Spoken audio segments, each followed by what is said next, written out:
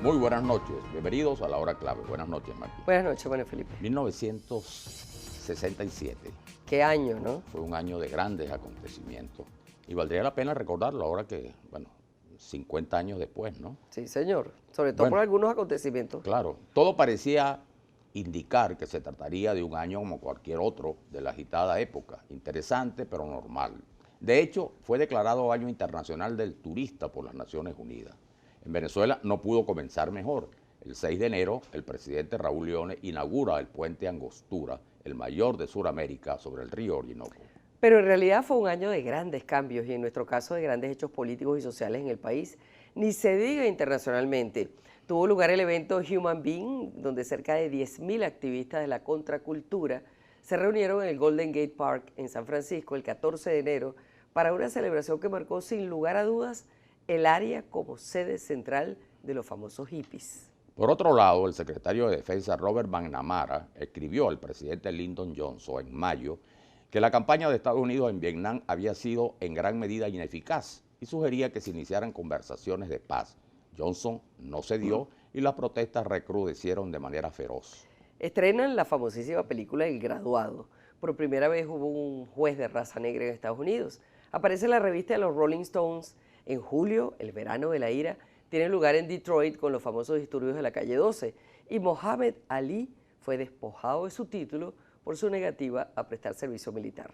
Y un hecho singular para el mundo de los medios. El 7 de noviembre, el presidente Lyndon Johnson firmó una ley mediante la cual se creó la primera empresa de radiodifusión pública con el objetivo de apoyar la programación de interés público. Sin duda fue una década de innovación y grandes cambios sociales. En Venezuela también pasaron cosas muy importantes en 1967, hechos que nos marcaría pues como el terremoto de Caracas, del cual se cumplen 50 años el próximo mes de julio. Lubin Pekov encabeza lo que se llamó la Marcha de la Reunificación, una columna guerrillera que pretendía ir desde Falcón hasta los Andes, pero que tuvo muy poco éxito. Y Pompeyo Márquez, Teodoro Pekov y Guillermo García Ponce lograron fugarse del cuartel San Carlos. Fue un año muy convulsionado por una insurgencia guerrillera de alta intensidad. Julio Iribarren Borges, presidente del Instituto Venezolano de los Seguros Sociales, es encontrado muerto de un disparo en la cabeza cerca de Pipe. Un grupo de 12 guerrilleros entrenados en Cuba, entre ellos 8 venezolanos y 4 cubanos, desembarcan secretamente en las playas de Machurucuto. Y un grupo guerrillero detona un oleoducto de la Creole y atacan también una sucursal de CIAR en Caracas. Se inaugura el CASA, se funda el MEP, se lleva a cabo la primera operación de trasplante de riñón en Venezuela.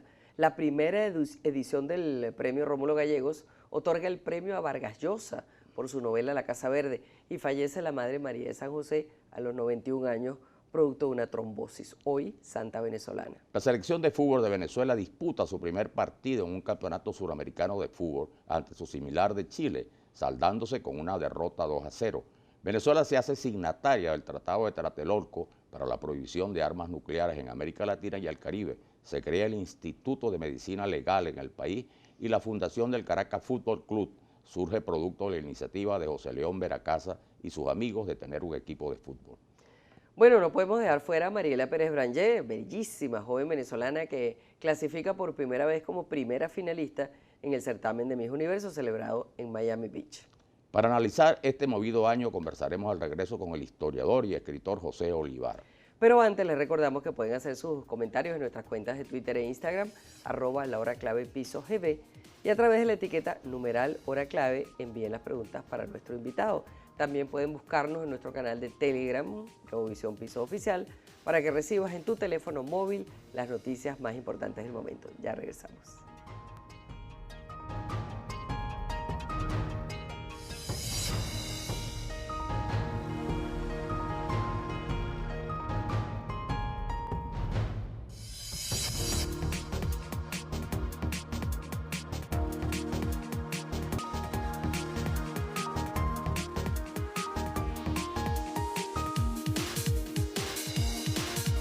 Regresamos con la hora clave. Recordamos que pueden enviar sus preguntas y comentarios utilizando la etiqueta numeral hora clave.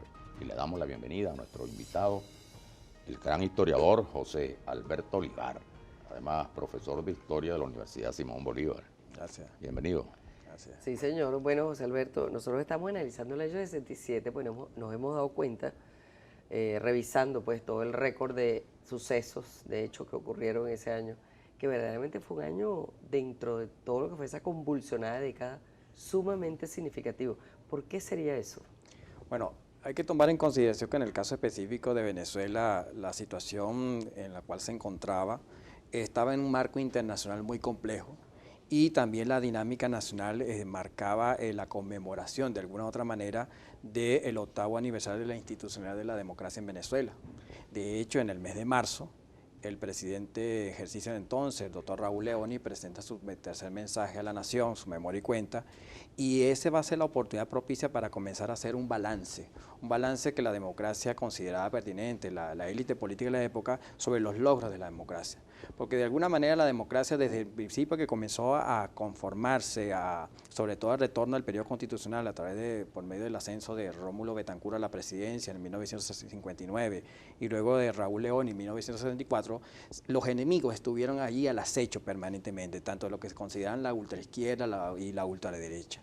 Y 1967 va a permitir justamente a la democracia buscar esa legitimidad en la opinión pública nacional, porque hay que tomar en consideración que ya se acercaba, estaba digamos el preámbulo de la candidatura presidencial, la sucesión en 1900 del año siguiente, y ya se hablaba incluso de una posible reivindicación de sectores interesados del llamado perejimenismo. Sí, todavía la democracia no tenía ni una década. Así es. Estaba apenas pero además naciendo surgió, el fenómeno perejimenista cobró fuerza.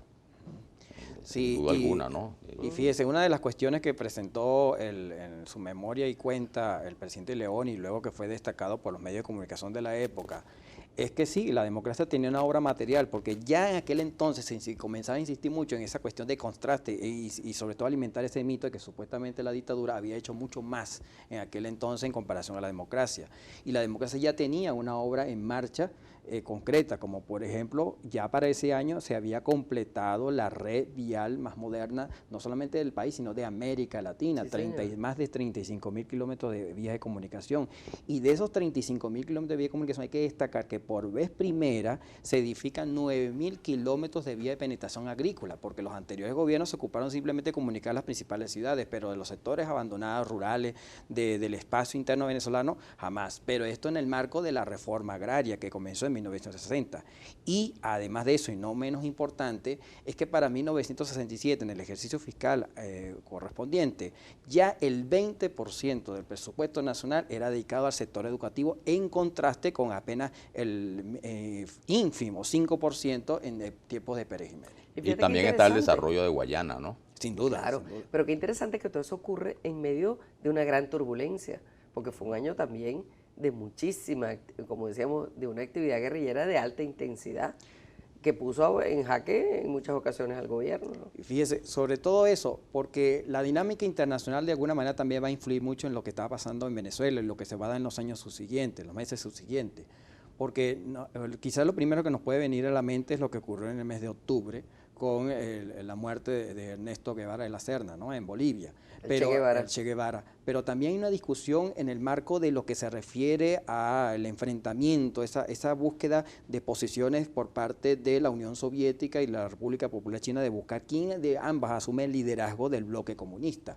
Pero eso en el marco internacional. Pero interesante es también recordar en el marco de este escenario que luego de la fuga que usted mencionó de Teodoro Pekov, de Guillermo García Ponce y de Pompeyo Márquez, en febrero de ese año, se va a dar en abril, en un campo guerrillero en el estado de Lara, una reunión clandestina del 8º pleno del Comité Central del Partido Comunista de Venezuela. Y ahí va a haber una discusión muy interesante, porque en esa discusión se va a comenzar a plantear la posibilidad cierta de prescindir de la lucha armada que había comenzado en tiempos de Betancourt. Pero otra cosa más, en el documento que finalmente se da a conocer, luego de la finalización, muy intensa discusión, se realizan severas críticas, muy contundentes críticas a los lineamientos que hasta ese momento se habían recibido desde La Habana, Cuba. Y Fidel Castro entró en cólera en esa época. Exacto, y en el documento se considera y se cuestiona que Fidel Castro hasta ese momento pretendía convertirse en una especie de árbitro supremo de los destinos revolucionarios de América Latina, y el Partido Comunista decide deslindarse. Eso, por supuesto, va a ser el principio de una discusión que más adelante se va a continuar y que en el año 70 dará origen al MAS. Incluso, de hecho, para las elecciones del año siguiente, del 68, el Partido Comunista crea, digamos, un partido que se llama UPA, y significó su ingreso, digamos, a la vida, a la vida legal. A la vida legal, ¿no? Sí. Y por primera vez también Acción Democrática, que era el partido emblema, y que era el que estaba en ese momento pues enfrentando todos esos vaivenes de la política, se divide. Sí, esto es muy importante. Y surge el MEP. Yo estaba recordando, antes de ingresar aquí, una frase que se hizo célebre en aquel entonces de Gonzalo Barrios, uno de los aspirantes a la sucesión presidencial para aquel entonces, que estaba en disputa con otro líder histórico del partido, fundador, como fue el maestro Prieto Figueroa, porque se realizaron unas elecciones primarias que nunca antes se había realizado en el seno de Acción Democrática, ¿no?, por las diferentes circunstancias de fundación. Y Prieto, que era el presidente del partido en aquel entonces, apoyado por el segmento que tenía el control entonces del Comité Ejecutivo Nacional, promovió unas elecciones primarias porque consideraba que tiene un apoyo interesante de la base del partido. Y esas elecciones realmente se convirtieron en conatos de mucha violencia entre los partidos de Prieto y de Gonzalo Barrios, claro, en varias sesiones del partido. Y en una ocasión, cuando se dieron aquellos resultados, Gonzalo Barrios llegó a calificarlos de las trompadas estatutarias que se dieron en aquel momento, ¿no?, muy dado. Y eso dio pie a la expulsión de Prieto Figueroa del partido, de sus seguidores, y el año cerrase en el ámbito político nacional con la fundación del MEP, y de ahí que la plataforma para que Prieto se postulara a la presidencia el año siguiente. Así es. Una división que facilitó también la victoria de Caldera, ¿no?, finalmente. Sí, que se va a concretar precisamente en la conformación de la dinámica del año, de lo que fue el año siguiente, 68. Claro. Que terminó sacando Acción Democrática del poder por primera vez, ¿no? Sí, así. Ahora, ¿tú qué dirías de ese año 1967? Es decir, ¿cómo de alguna manera ese año se proyectó sobre la próxima década? Sobre la década siguiente. Hay un aspecto que también es que también fue comprometida, ¿no? Fue una década dura. Hay que recordar además que para 1967 se conmemoraban los 50 años de la Revolución Rusa y un tercio del planeta ya está en manos de los comunistas. Y sobre la base de toda esa situación mundial de complejidad, de enfrentamiento, la llamada contracultura que ustedes mencionaron, vemos allí que, de hecho, recientemente el cardenal Baltasar Porras lo recordó en una nota, en un artículo de periodístico, los 50 años de la promulgación por parte del Papa de la época, su santidad Pablo VI, de la encíclica papal Progreso de los Pueblos, y la cual sirvió de referente para ratificar así el compromiso de la Iglesia ante los pobres, ante la situación que había en los mundo del momento, pero donde formula críticas de una manera muy sosegada, muy contundente a los extremos de ambos bloques que se disputaban el poder. Y eso influyó mucho en Venezuela. Influyó en el sentido de que la necesidad de esa, digamos así, desorientación, extremismo que se circundaba en nuestro país, la Iglesia Católica marcó una pauta para que precisamente tanto en el ámbito nacional como internacional el mundo, la realidad, la sociedad pudiese tomar un camino adecuado y evitar caer en los extremismos que podían conducir a situaciones realmente lamentables. Y trató mucho sobre el desarrollo, esa encíclica, porque recuerdo aquella frase tan bonita, el desarrollo es de todo el hombre y de todos los hombres. Así hincapié en el desarrollo integral. Por primera vez se veía el problema del desarrollo de esa manera tan profunda, ¿no? Y recibió muchas críticas, algunos llegaron a calificarlo en el caso de Estados Unidos como era una especie de visión marxista de la realidad, otros la consideraron que era muy conservadora, pero realmente fue un aporte muy importante y es producto del debate que estaba dando la Iglesia Católica desde el establecimiento del Concilio Vaticano II. Así es. Mira, ¿y qué otra cosa que no hayamos mencionado nosotros se te ocurre de ese año 1967? Porque no creo que hemos mencionado todo. Bueno, una de ellas, por ejemplo, la Universidad Simón Bolívar. Este año va a conmemorarse, en medio de toda la situación, 50 años de su fundación el próximo mes de julio. Tenemos también el natalicio de importantes figuras del ámbito nacional, por supuesto, el primer rector. Y en el caso del ámbito nacional e internacional, la conmemoración en el año de nacimiento de figuras que tienen realce. Podemos mencionar el caso de Julia Roberts, actriz de Hollywood. En el caso nacional podemos mencionar a Luis Chatén, también en el ámbito deportivo, Omar Vizquel, el almirante en el ámbito de béisbol, Carlos García, María Corina Machado, por ejemplo. No, y además Miss Venezuela, Mariela Pérez Branyé, que la mencionamos al final, comenzamos nosotros a aparecernos en los concursos internacionales, ¿no? Muy resaltante eso y que de alguna manera se convirtió en un referente que aún se mantiene presente en la dinámica venezolana. Así es. Mire, y desde el punto de vista petrolero, ¿cómo fue ese año? Ese año estuvo marcado fundamentalmente como los resultados de las conversaciones que tuvo el gobierno de Leoni con Washington en el sentido de la entrega, la conversión de los contratos, de las concesiones por contratos operativos y la ejecución de la recién constituida Corporación Venezolana de Petróleo, que es precisamente un primer ensayo de una intervención con miras a una próxima nacionalización del petróleo, no porque se esperaba lo que iba a ocurrir posteriormente, pero sí en el marco de la ley de hidrocarburos del año 1900, de la época de Medina, ¿no? Que establecía que en 1983 iban a vencerse las concesiones. Y ya el Estado estaba comenzando una intervención adecuada, paulatina, sosegada, y sobre todo racional en ese proceso. Muchas gracias por habernos acompañado ahora en la hora clave. Bien Gracias bueno todo ese resumen que nos ha hecho, ¿viste? Y todo ese enfoque. Vamos a la pausa y regresamos.